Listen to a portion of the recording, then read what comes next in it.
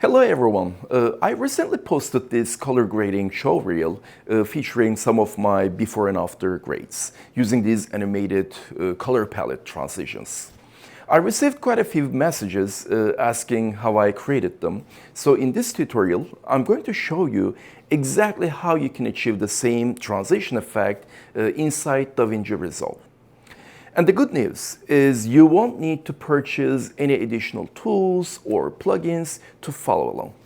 I use a simple tool that I customized specifically for this workflow, and I'm happy to share it with you all completely free. You can download it using the link in the video description and just follow along. So without further ado, let's jump into DaVinci Resolve and let me show you how I actually use it.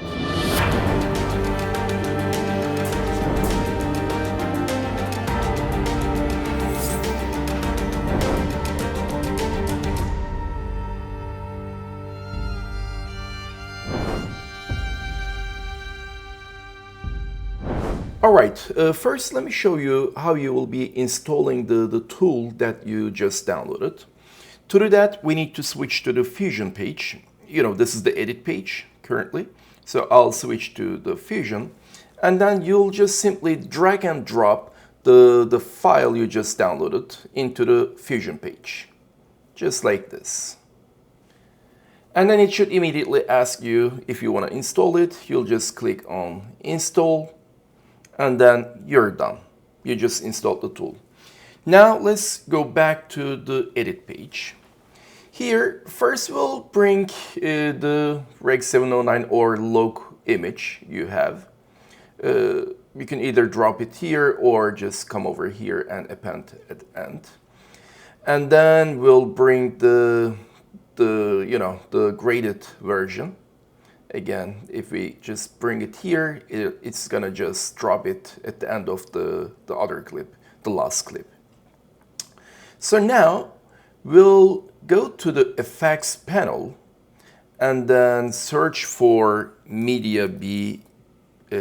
By the way, just make sure you click on the toolbox here, the Mediabee color seat, okay? And then you'll simply drag and drop it on top of the clip here. I usually start with the graded version, so I can easily set the colors based on what I have in the frame, right? So if you come over here and play it, you'll see the animation happening. So what we want to do is first find the colors that we want to target. Here you see the configurations, the controls panel. Let's open this. Let's choose our first target color.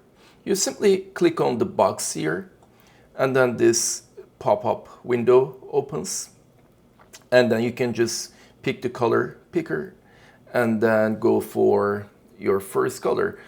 I'll go with the blue, for instance, for the first one. Try to pick a really nice color here. You can change it here if you want. It is up to your liking, whatever you like. You can even play with it here, just to make sure, you like it. Okay, I'll just leave it here, okay? And then we'll go to the second swatch. This time, let's target the green, another prominent color here in the frame. I like that. And then the next one, we can go for the skin tone this time. Let's grab it. Something like this should work. And then what should come next?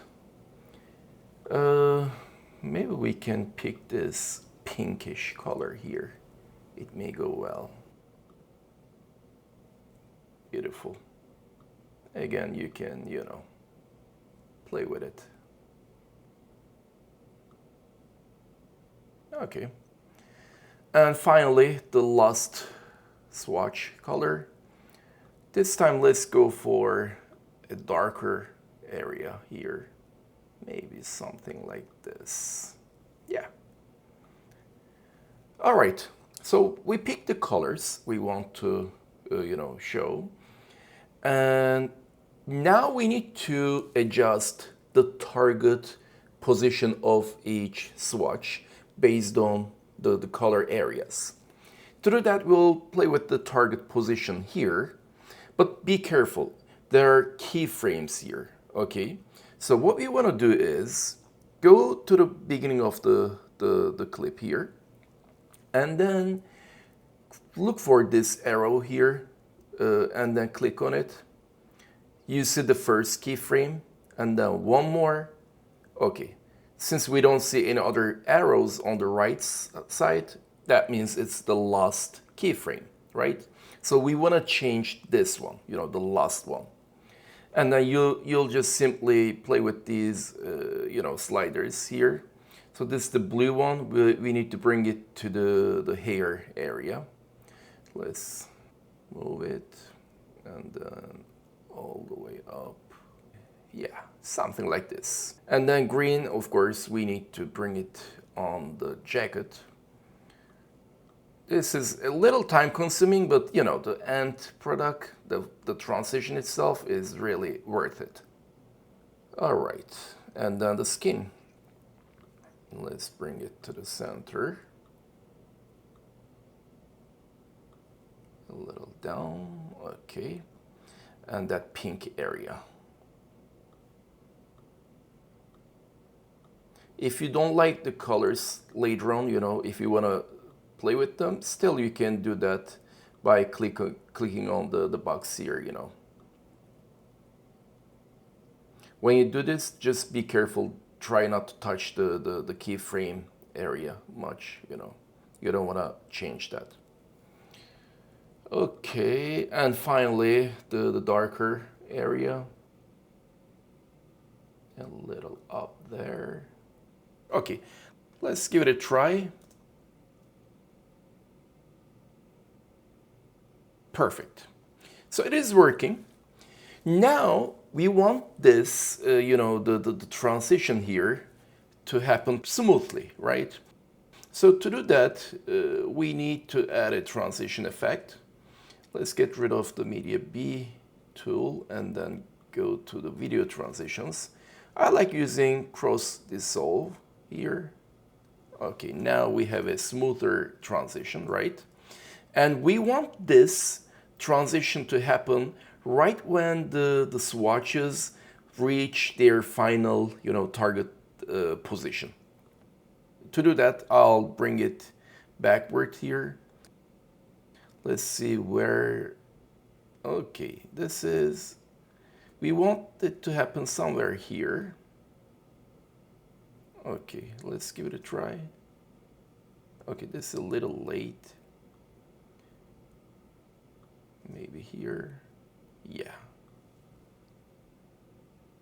I think this should work, right? Yeah.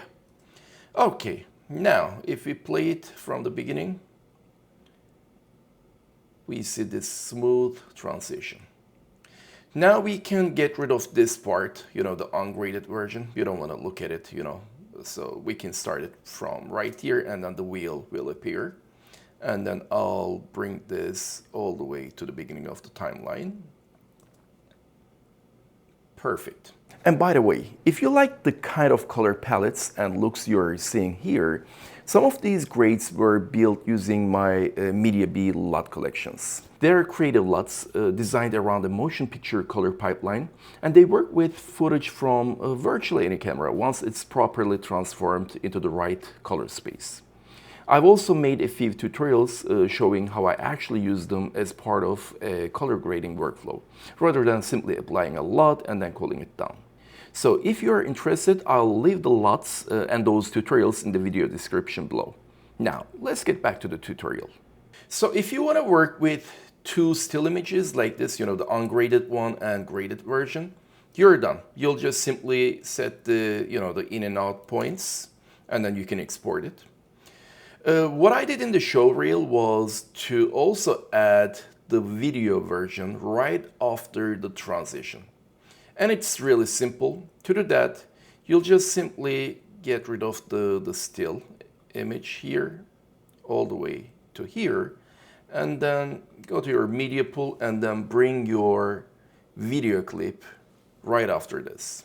Let's get rid of the audio track, and there we go. Let's try it.